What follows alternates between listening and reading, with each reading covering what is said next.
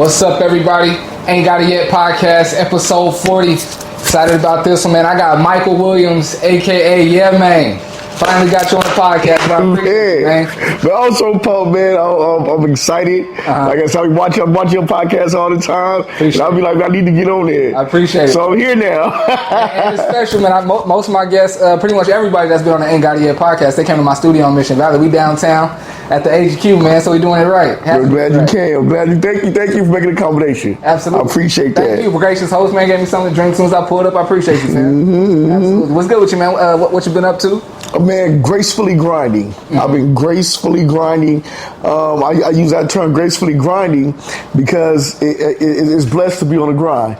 You know, it has the ups and its downs and whatnot, but at the end of the day, I'm blessed to even have a grind. You know what I'm saying? So that's why I say I'm gracefully grinding. I really never let the grind really get to me. You know what I'm saying? So I gracefully grind. Absolutely. You know, yeah. So that's what's going on with me. Gracefully grinding. Right now, you grinding for this New Year's Eve party that's coming up in a few days. Yeah, oh man. A little bit, man. Whew, that's been out of all the events I've done, this by far has been the hardest one. Okay, talk to me. You know, first is like I think it's the first one ever that's like this has been thrown on the West Coast, you know what I'm saying? East Coast New Year's Eve party, because we're going against everything, you know. We courtyard, everybody know has we can only go till 10 o'clock, you know, it has a noise ordinance to it now because it's an outdoor music venue. So I had this idea for 2 years to do it on East Coast time, because it works perfect. It goes from 5 to 10, and you can keep talking. It goes from 5 to 10. And we're going to do the ball drop at 9 o'clock, which is 9 o'clock on the East Coast. It's this New Year's Eve, you know, so it works out perfect. Right. It works out perfect. We got to convince folks to kind of get out the norm, but it's good for, you know, older cats, people who don't want to wait up till like midnight. Yeah. You know, it's also good if you want to bring it in with the family later on and what, because got solid 2 hours when we're done to either get to the family at home and bring it in, or even go to church like a lot of people do. Or even like you said, go to another party, you know. Right. So that was the whole idea concept on that, man. It was just perfect for the courtyard. So absolutely. Had the idea for 2 years and finally got the green light. You know, last year we had a storm. We was at 94. Year before that, it kind of rained a little bit. We was at the beach house, but now we got clear skies and we on the job, man. I'm looking forward to it. That's what's up, man. That's what's up. So yeah, you've been made yourself pretty popular here in San Diego, being known for throwing parties. Most of them mostly at courtyard. How did that come about? Like, are you from San Diego? Originally from San Diego. No, okay. My bad. That's how long I've been here. Originally from Memphis, Tennessee. Okay. But been here since 8 years old. So I'm a Dago kid. Oh, so I'm Southeast. Got you. To the heart, you know. Got scholarship in 97, left for 10 years, came back in 08. To a whole different city. Oh yeah? To a whole different city. Also, talk to me about the difference. Yeah, oh man. First off, 98 to 2008 you were gone. Yeah, from 97, I got scholarship in 97, went off to that whole, you know, trying to go pro and everything, follow them dreams, and came back 10 years later in 2008. Yeah. And downtown wasn't downtown. You know, downtown was a whole different downtown, man. Downtown blew my mind. When I left, the gas lamp wasn't the gas lamp. Downtown wasn't developed like it is. I mean, that 10 year was crazy. You know, even I used to visit from time to time, because Lincoln was tore down, you know, and every time I used to visit and see the whole landscape of Lincoln when they was rebuilding it and all that. You know, I didn't even see that fully developed until I came back, you know. So it was different, man. All the black folks was gone. On top of that, I don't know where the hell they went. Yeah. You know, so it was different. It was not the same, man. But then again, I was out there in Humboldt County. You know, like don't ask what I was doing up there, man. I definitely should have been up there.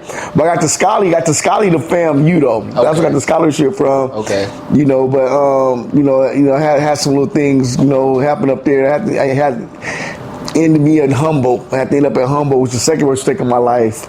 Going to Florida was the first, but all in all, yeah. But like I said, I'm back home. I came back home, hit the ground floor running. You know, yeah. I was glad to be back. I really escaped escaped Humboldt. Yeah? Yeah, man. I didn't leave Humboldt. I escaped from Humboldt, boy. That was, back then, that just definitely wasn't a place for people like, you know what I'm saying? I know Humboldt State University, second and third, tell you what it is, but... A lot of racism or what? Man, Humboldt different. Yeah, Humboldt different. I have a friend that played, he had a basketball scholarship to Humboldt, and he didn't come back with those stories, so I'm interested, like, in what ways? Like, yeah, what I got to think about, though, the new Humboldt's different from 98 Humboldt. Okay. You know what I'm saying? It's a whole lot different. Yeah. You know, so a lot might have changed, but put like this, when I went up there in 98, there were no black folks up there. None. It was like, when I went there, in the years I was there, that was probably when they got the little program, because they started bringing the LA kids and stuff to visit Humboldt and stuff. That's probably when the black folks started to actually come, it seemed like, you know. But before that, man, it was like, nah. So I'm quite sure it is way different than it was when I first went. I feel it. You know, but yeah. But that basketball program always been kind of cool, though. Yeah. Humboldt State basketball program always been kind of cool. So but when you came back in 2008, did you already have the plan to like host and throw the none whatsoever. None whatsoever. I started off doing this to because my priority is training. Like a lot of people don't know that, but I was knee deep into the performance athletic training field. You know, I was like way ahead of my time. I was like one of the early pioneers of bringing performance training to the hood, pretty much. You know, saying timing systems, the whole nine, everything. You know, and that's what I did, you know. And then I created a nonprofit organization called thewilltotrain.org to follow up on all that professionally and whatnot. Because my pastor, she said, Mike, why don't you get somebody to help you? You know, you pay, because I train athletes for free. I train some of the best athletes in Southeast, like free. We had a nice brigade, and for 10 years I did that. You know, then. You know, I'm talking like quality performance training, like stuff nobody ain't never even seen before. You know, I'm talking like 3-4 hours daily. You know, and I did that for 10 years, and had half of that, like 3 years into that, that's my pastor said, get the nonprofit. But I noticed that nobody really cared about, you know, some black kids want to play football and scholarship better their life. So I wasn't getting no funding from nothing, nobody, nowhere. So I said, well, let me fund my own stuff. You know what I'm saying? So I started doing events to help fund my nonprofit, you know, self-funded pretty much. So that's pretty much how that all started. With me doing events, you know what I'm saying? But a lot of people don't know either, though. Like, events is nothing new to me. You know, we was doing events back in San Diego, Sweetwater skating rink and all this and all that way back in the early 90s and stuff. Okay. So yeah, mid 90s. So like doing events, you know, with DJ Alonzo, you know, who's my R&B Block Party DJ now. But yeah, we go way back with that. So I kind of like saw him doing that stuff back in the day that kind of embedded it in me. So when I went to Humboldt was like dead. It was like nothing. I was like the Sean P. Diddy Combs of Humboldt County, man, pretty much. I was like, I kid you not, I was like the first one to present a glossy flyer to Humboldt for promotion. Wow. But back in the days, I was the first one to introduce a glide. It had a Leo on it. It had a Leo on the flyer. I remember that people, they weren't used to seeing stuff like that in Humboldt, man. Right. And then I used to run out a lot of halls and stuff at the little local clubs, all that. Lit Humboldt up. And so you was a man out there when you was out there. Man, it was cool, man. But a lot of BS came with that. So when it was funny, because when I came back to San Diego, I said, man, because you get a little popular to the point of doing things that it's not good. So some BS come, a lot of BS come with that too. Aside from the upside. You know, and Humboldt being such a small town that I feel that was welcoming for black folks at the time, you get some eyes on you that people don't like. You know what I'm saying? Little young black man coming to making too much noise and whatnot. They like their little small quiet community and whatnot. When you come making that noise and stuff, they don't like all that. Mm-hmm. You know what I'm saying? The people who had nothing to do loved it, but on the flip side, people was like, you know how it can be. Yeah. You know, so when I came back to San Diego, I seen downtown like it was, and all these glossy flyers on the ground and whatnot. I swear this city don't need me, because there wasn't nothing going down in the Humboldt. You know, I swear this city don't need me. So I said, ain't no way in hell I'm jumping into the whole eventful thing down here. Let me just stick to my performance training and do what I do. You know, and but then I noticed the city was missing. That's what I do, man. I look and I see what's missing. What's missing here? What void can I fill? And I just noticed, man, nobody wasn't rocking with the R&B like that. Mm-hmm. It's like I was like, damn, you know, the gas was all hip hop, some little R&B, but mostly turn up. Mm-hmm. But wasn't no R&B. Right. So I was like, damn, you know. So I started off at Basic Pizza in downtown. Okay. I was doing Sultry Soul Sundays, and it was gonna be just like all slow songs, right? There's nothing but slow songs. And then I was kind of the first one, believe it or not, man. And my homeboy told me that. He said, Mike, man, you the first one doing this whole daytime thing, cause they do this down south, but nobody's doing this in San Diego. He said, so you're on to something, you know? And then I was like, word, you know? So we was doing Sultry Soul Sundays, and that was going from like, I think I was going like from 5 to night when not, right? And then I can't be mad at the owner of Basic Pizza, because at least he was up front, because I came to him. I said, man, we're gonna get a jump. We have a mixed crowd and everything. And boom, right? Mm-hmm. And he Rainbow Tribe, you know, so I got like his Rainbow Tribe, because like I said, he was honest with me. He said, because after the first 3 was nice, black folks, it was nice. He said, I thought you told me it was gonna be like a little mixed crowd in here and whatnot, because all black folks. I said, you gotta give him some time and whatnot. And then he told me that he was getting some slack from his other partners and this and that. So basically, there was too many black folks in that joint, right? Nice. So I said, dang, man, that's kind of crazy, because you know you making money and whatnot. You know, everybody having a good time. What does it matter? You know, you got more black folks, you know. So I was like, cool. I was like, then he said that. I was going to do my last one. I was like, damn, you know. I said, well, at least you was up front with me. Can't really be mad at you, but that's foul, you know. So I'm walking past Courtyard one day. Let's have a look up in there, seeing all that. And that's when Courtyard, nobody knew what Courtyard was. Like, Courtyard was just there, you know. And because they had moved from where the grocery outlet is at.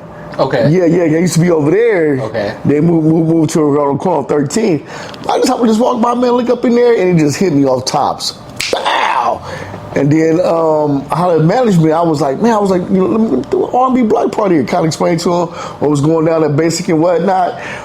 And they looked at me. They was like, well, can you at least get 200 people in here at least? And then I was like, yeah. I was like, yeah. And man, that first one hit, we kind of like, we got like 350 to 400, like 350 in there, like kind of got beyond expectations, but for the first one. And man, if you knew about the early R&B Block Party days, like how it is right now, man, nowhere near. You mean like it's how smooth it goes, or what? You mean like it's nowhere near what it is? As far as production. Okay. Oh man, like you know how we got it now. Like you go sit down, man.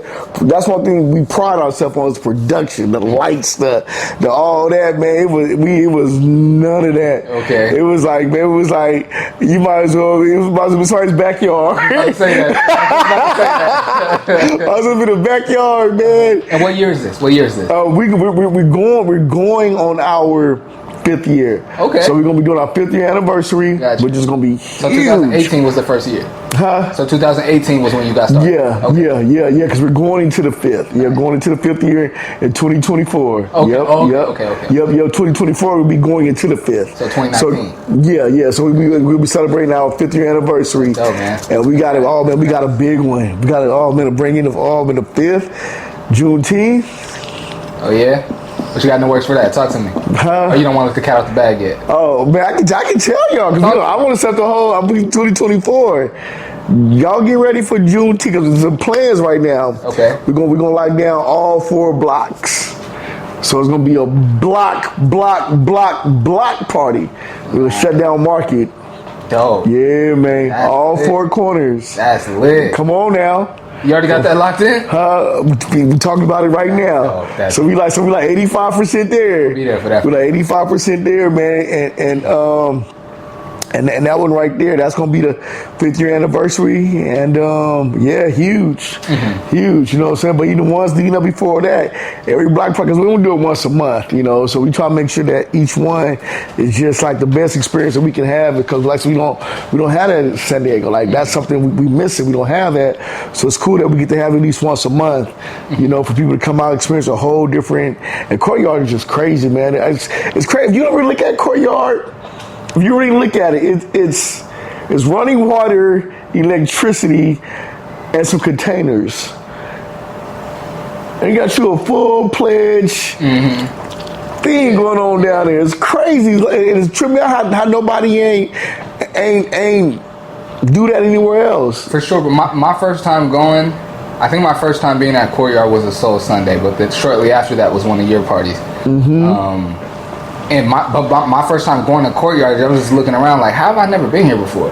And how are not more things going on here? I think, but then I started like looking at, they do not necessarily like parties, like big parties and stuff like that. Yeah. They do use that space for like trivia nights and different things. Yep. So it's being utilized, but I had that same thought when I first got there. Like, how have I never heard of this space? Yeah, man. Yeah. Everybody kind of contributed to stuff that I've been doing there to get the popularity Courtyard going. You know, because we aside from R&B Block Parties, man. I don't know if you remember, but when COVID hit, Courtyard was the only thing cracking during COVID because we was doing the skate parties there.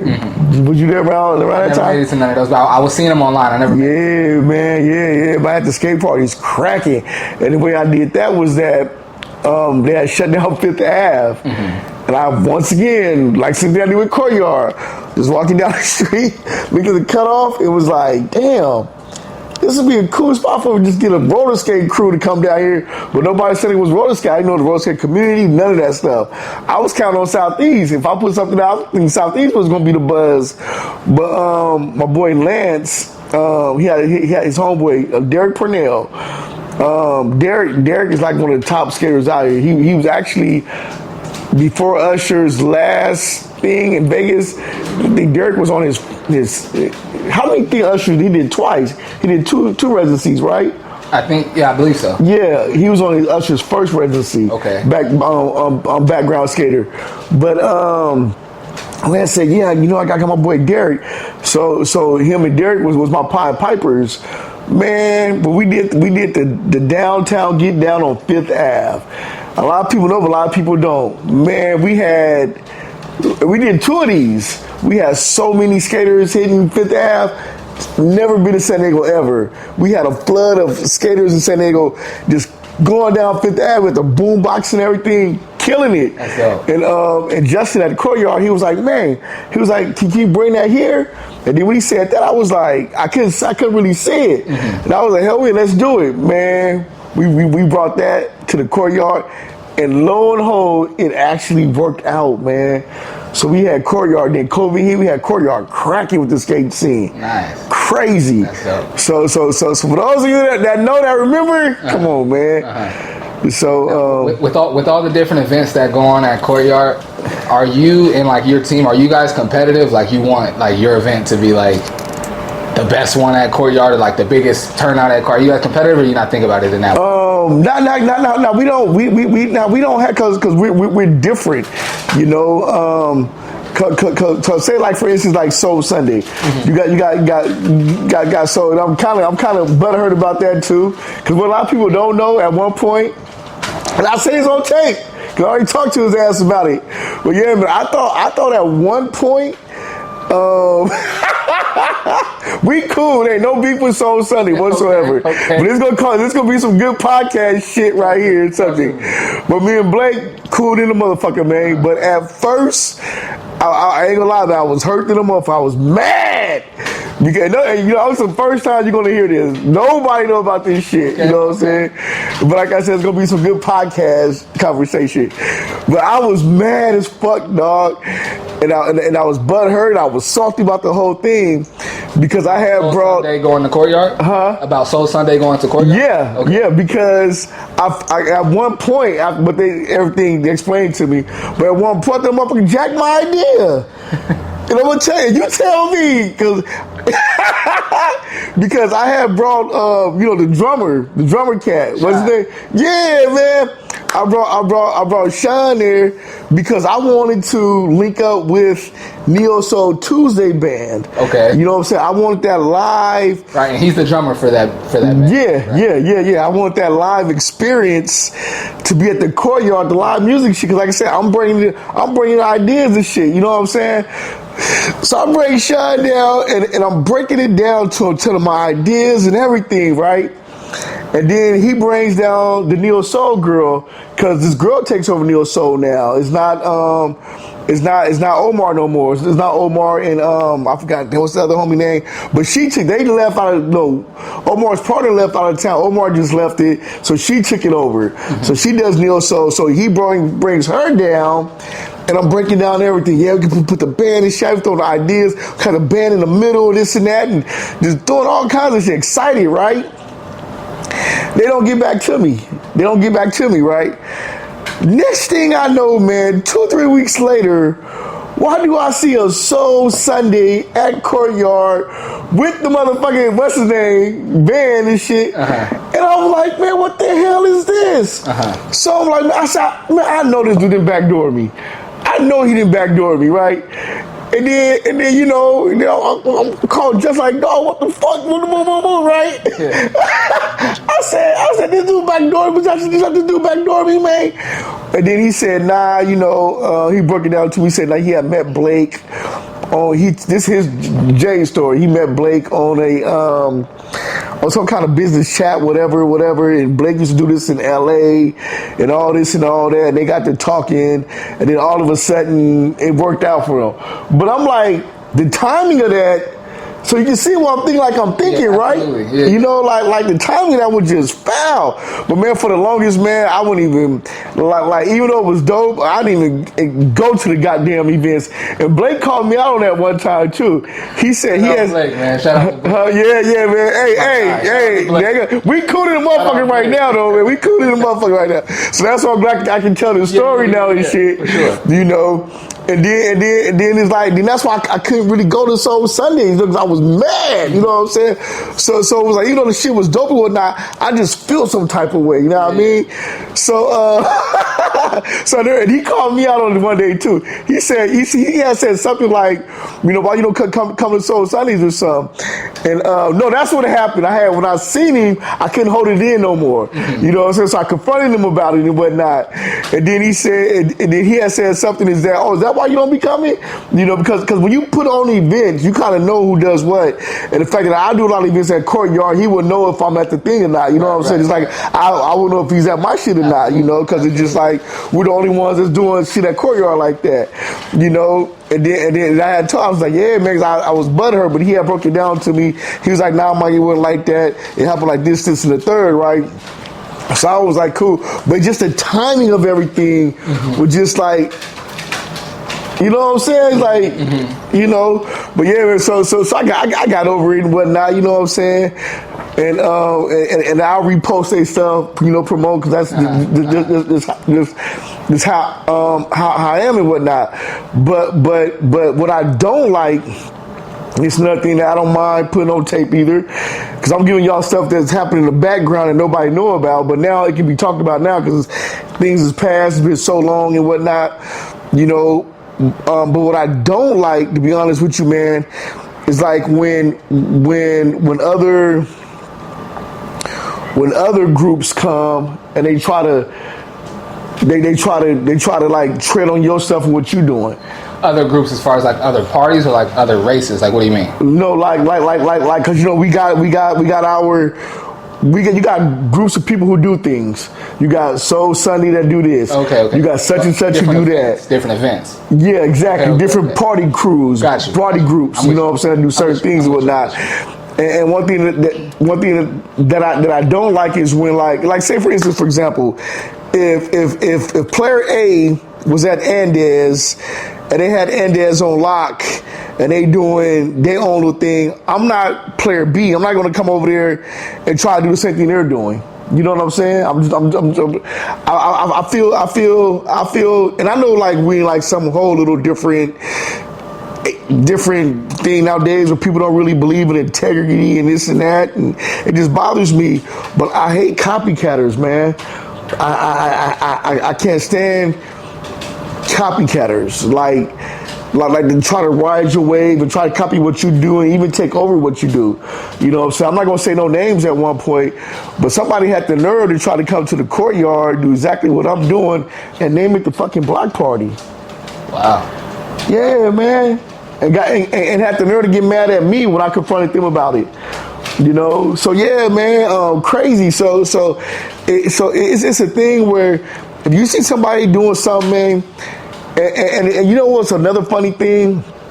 When I got started, and like I said, I ain't gonna say no names and whatnot, but there was a lot of crews out there that was already bigger. Well, people didn't know I did the block party till after probably like a year to almost 2 years. Nobody didn't know I even put on the damn thing because I was like, I'm shy. I'm a shy dude. I'm shy by nature. You know what I'm saying? And I don't like a lot of attention on me, none of that stuff, you know.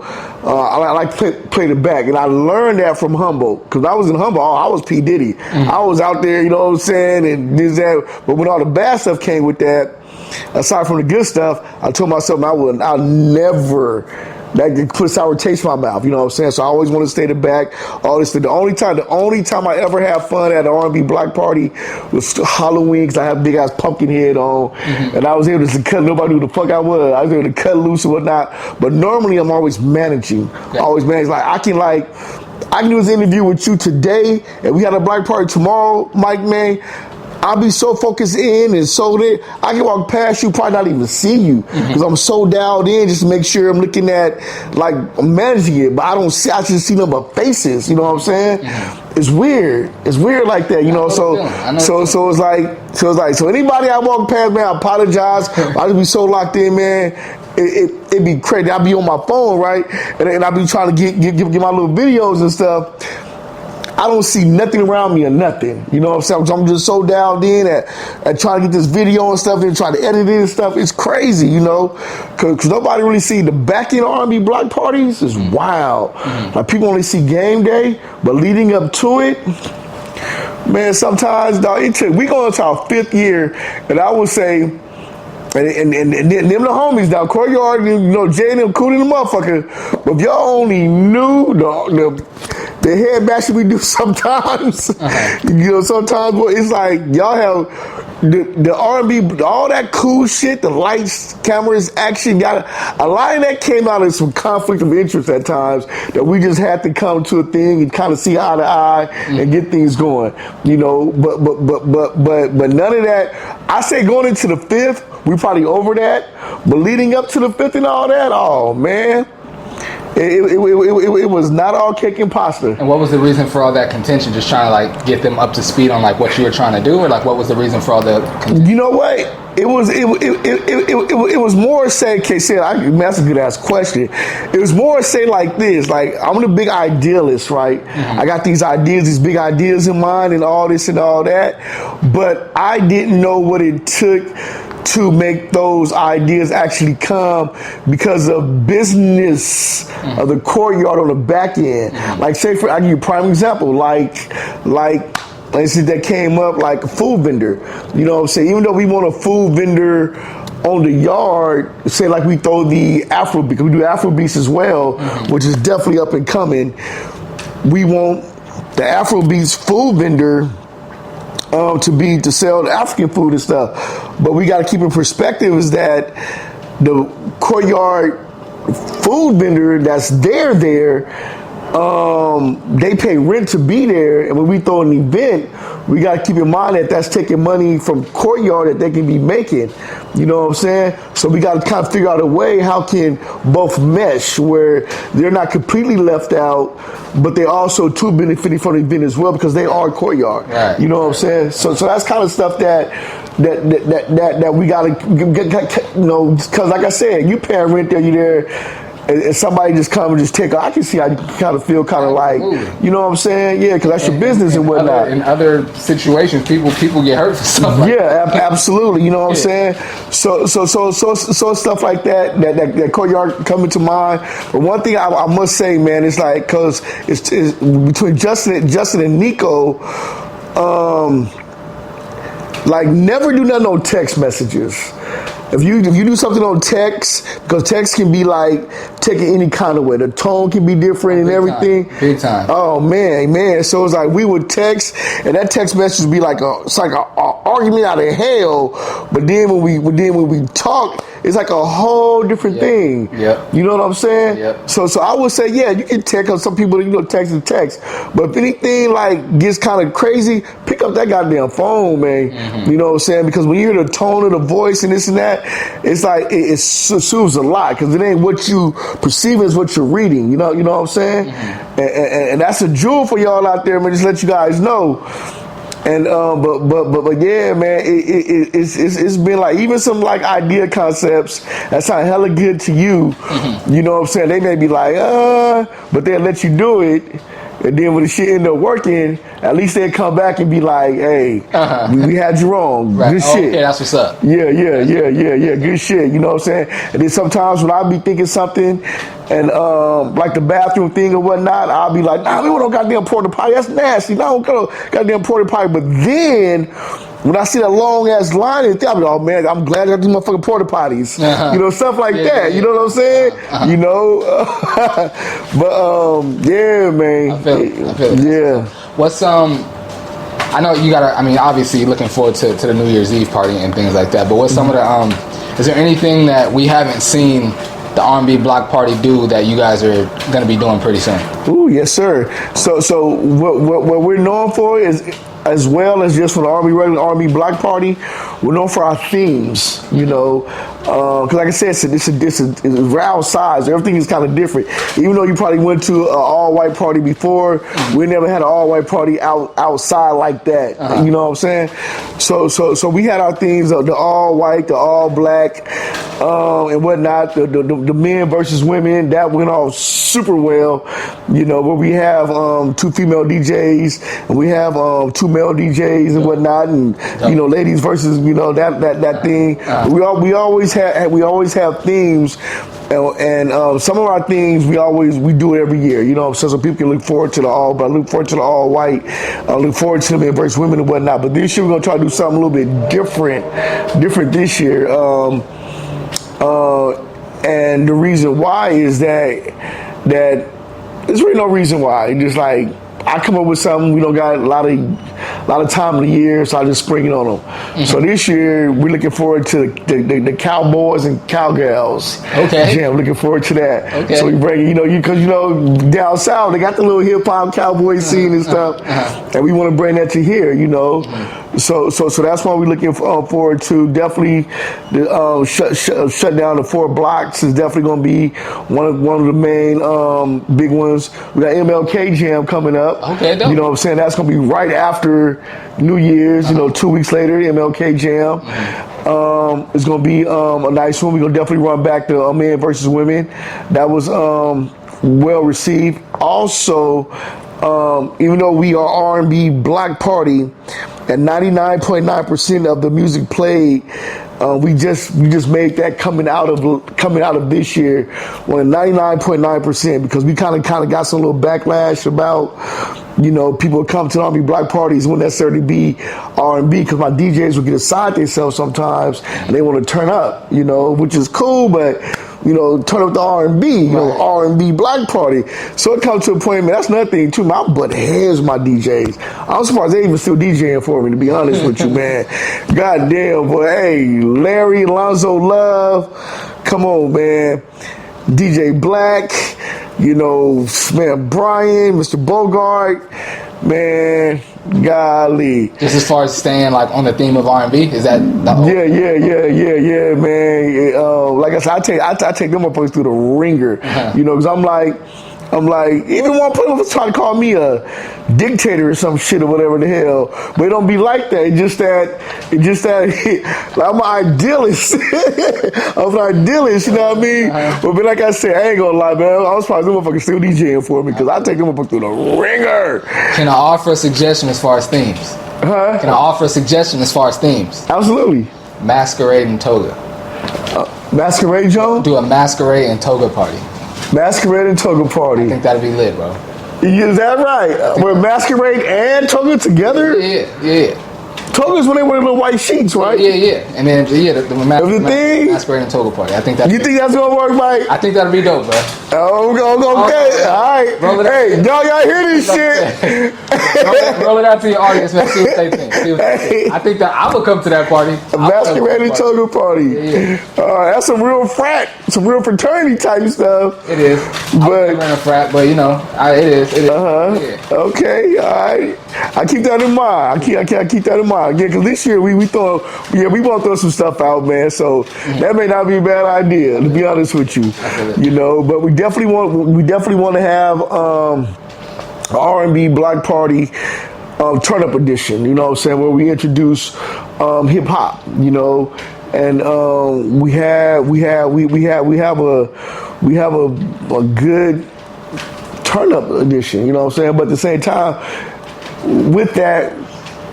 When you do R&B, you get a certain crowd. You know, you get a certain crowd of people that come in is gonna respect what you got going on in there. You know what I'm saying? And I know it's the younger generation because although we 21 and up, our crowd be like 25 to 65, 25. And if we do guys from 21, 22, 23, they're like an old soul. You know. And I think, and man, I kid you not, man, knock on some wood with my wood at, man, we had, out of all 5 years we've been there, not one fight. Nice. Not one fight. Nice. Not one fight, yo. That's what's up. Going into 5 years, you know. So like MC Short Dude said, shout out MC Short Dude, man. That's our MC. Like I said, he said, Mike, I think that contributes to music that's being played and whatnot. You know, so you know, we was kind of like, you know, do we want to turn up? You know, so I'm trusting if we do get the younger generation up in there for particularly being as such that they will respect it. Definitely. You know, so everything will be cool. Because music can drive people. Music drives your event. Absolutely. Yeah. Without question. You know. Without question. So yeah, I'm thinking about it. So it'll be like R&B Block Party presents the Turn Up Edition. I like that. Something like that. You know what I'm saying? And at one point, I even had old soul, new something. I had some kind of thing. I had. But yeah, man. So we're gonna try to introduce that this year too. You know, but 2024, I'm claiming 2024 to be the year of Dago Entertainment, man. And we want to be on that landmark of powering it. But at the same time, when I say Dago Entertainment, even though we want to be on that landmark of powering everything, we want to support everything else that goes on in San Diego. You know, I think this is going to be a good year with San Diego. You know, they got and I'm not afraid to shout out everybody else what they got going on. I noticed that too on social media earlier. I would shout everybody else and repost everybody else. Nobody was just shouting me out, was reposting my stuff. And I'm talking about like other crews. The only crew that I probably got love from is probably the brothers of District 619. The brothers of the District 619, the Morehouse Bros, you know. They would like repost my stuff that people was going on. But other than that, nobody. I'm shouting everybody else, man. And I noticed that nobody else went even like, not even a mention. You know, and it was foul. I ain't gonna lie, it was foul. Like damn, you know. But this year, man, I'm claiming it, man, and we want to support everybody. We want to, as I've been supporting everybody, but we want to make it a known fact. You know what I'm saying? Even like I was like, I kid you not, man. I say this because it's truthful. I used to put other people do little stories and shit, right? I used to put other people's stuff on my front page, dog. On my, to really show solidarity. You know, on front, you know, to put something on your front main page is huge. Not no story shit, front page. And then I was getting that love back. And I felt some type of way.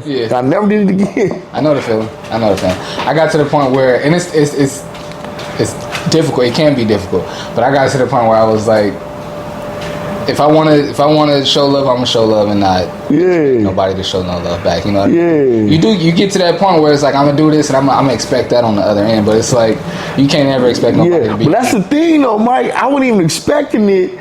I wasn't even expecting it. I was just doing it, but when I noticed, I got you. Nothing was coming back. I feel that because it's like because I was doing because I'm a free bird in this. You know what I'm saying? I was like, my shit cracking. I'm not even tripping. Like my shit cracking. I don't need no cosigns, no nothing. That's nothing. The Block Party didn't jump off with nobody, no popular cats in the city, no social media popular person, no nothing, no popular DJs, none of that. You know what I'm saying? Block Party, no artists ain't contribute to none of that. You know what I'm saying? That shit was pure organically made, you know? So when I'm on that and I'm freely fun, just shouting because everybody else doing their thing too. And then I know, you just notice, like, damn, man, because somebody else noticed that too. Point that out too. They was like, Mike, man, we see you supporting everybody else, but the other little crews, they don't shout you out or nothing. Like, they don't post stuff for nothing. And I was like, damn, you notice that shit? You know what I'm saying? So even though I notice it, but it's not really bothering me, but somebody else bring it to my attention, now it bothers me. Right. You know what I'm saying? So yeah, man. When you're not, planning events and throwing parties and all that, what do you do? Like for your free time, your hobbies? What do you do? Oh man, like I said, my main thing is running my nonprofit organization. I retired from performance training. We retired after putting in 10 years plus. We retired from that, and now instead of preparing them for war, I fix them from war now. So now I'm one of 200 in the world and one of 150 in the United States of America that administer PEMF, pulse electromagnetic field therapy. Wow. It's electrons literally in the palm of my hand, you know, and it's funny because you're gonna probably hear about this technology probably 5-7 years from now. You know, PMF been around for 40 years and used to do it on thoroughbred horses. And when it came to the consumer market, it came in the form of a mat. They call it the Beamer mat. And the PMF will come through the Beamer mat, the electrons and whatnot. But it's like a slower form of, you know, electrons. They also got a ring that's put on your neck, your arm and whatnot. But Dr. Simon created like a super concentrated form where it's just like the most strongest, powerful PMF you can get, you know. And I'm literally creating small miracles with this new technology, man. Like we go in and we invigorate the cells. It's like as if you was a phone and your battery was on dead and I just charged you up, you know. And when the billions of bodies in your cells, the billions of cells in your body, they go to work and they start repairing you. So we just wake up cells for them to go to work and start repairing everything, you know. So we basically accelerated healing. So Doc said you're going to be out 8 weeks. I'm having you back probably if not half that, 6 at the most. You know, that's accelerated healing, you know. But we've been getting cats, like with the videos I send you and whatnot, like, man, we've been getting the athletes around the city, miracles, man. Like these guys will come out thinking they about to miss the season or missing games. They think I do that. No, they back. And that's this technology. And it's crazy because I'll tell you a story that's straight here to home, which I'm kind of mad at that too, because I should have been a guy. But David Weck, where I'm set up at, people was wondering how is Brett Favre walking after 4 weeks of Achilles tendon surgery, right? And then let alone throwing. 4 weeks, Achilles tendon surgery. Come on, man. The doctor he had A1 at what he do. The best in the nation at what he do, right? But the rehabilitation part, David called Brett Favre's trainer, told him, hey, you need to tell this PMF thing. This thing is amazing. He gets in contact with Dr. Simon. Dr. Simon sends him a unit. The dip I showed you on the video, that's what Brett Favre, he did the dip. He did the dip with the foot for his rehabilitation. That's what PMF do. 4 weeks he's walking, throwing the ball. That's what that do. You know, anytime you get a chance to come on in and see for yourself and whatnot, man, you're gonna trip out. I'm literally holding the best. Aside, it's two competitions to PMF that I would say: the needle and surgery. And even after surgery, you need PMF. Sometimes even after the needle, you need PMF. You know, but it's crazy. But nobody just don't know about it. Of course, when you only got 200 practitioners out there in the world doing it, it's not even a blip of anything. Right. But the minute somebody see this, oh man, it changes the game. And just remember this. Remember this, man. Remember the PM is gonna take over everything. What you see, my guy sent me a video. Had this dude, he was doing massage or whatever. He had dude's ankle, was doing all that, moving it around, all that, right? And I said, dude, he doing all that, right? I just gotta touch the guy. And so what you're taking like 20 minutes to do with the I can do that in 5. Whatever you're trying to get out of by doing that, I get it in 5 minutes with a touch. Wow. 5 minutes with a touch. Man, ACL, knees going out. Dudes who don't got full rotation on the bike. 1 session of PMF, full rotation on the bike. I can show a video right now with my guy Maurice. Doctor said he would never get flexation. 1 session, 2 session PMF, got flexation. That the doctor said he would never have. That's amazing. Come on, man. I got some. I'm gonna have some. I could send some business your way for sure. Man, please do. And they gonna come back to you. They're gonna be like, yo, that I don't know what kind of voodoo that motherfucker got, but hey, thank you. it's downright scary, man.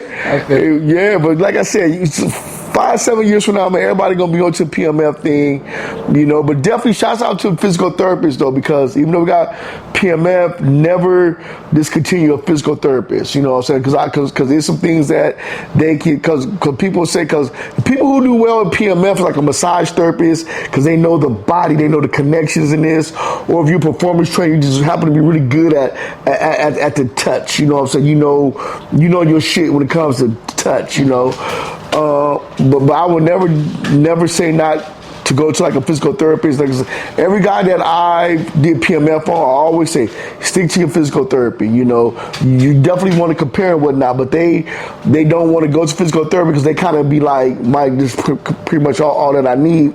But I would never say don't ever count on the physical therapist. You know, I got a guy, Aaron, at Nexus Physical Therapy, Point Loma, had an issue with a young basketball player. Because we got 99.9% of our basketball players back, but he had some kind of back pinch or something that PMF just couldn't do. And Aaron took him and adjusted him and did his thing. And but the PMF helped. It helped, but it didn't get him back to where we wanted. Because if he's on that 6 to 8 week healing process, because we've been having so much success getting him back in half that time, his body wasn't taking to it like that. But Aaron kind of did his thing and got him back. So some things you're going to need to go to your physical therapist for. Right. So I will always say never count physical therapists out, man. But for the most part, man, we're the 90th percentile of fixing everything immediately. That's dope, man. Yeah, that's man. Definitely send some meaning to it. Before we get out of here, I got this segment called it's my quick hitter segment. It's called what? Quick hitter segment. I'm gonna hit you with like one word or phrase. And whatever you think of first, you just say it right back to me. Okay. All right, I'm deaf in my right ear, so it takes a little bit louder. No doubt. I got you. I got you.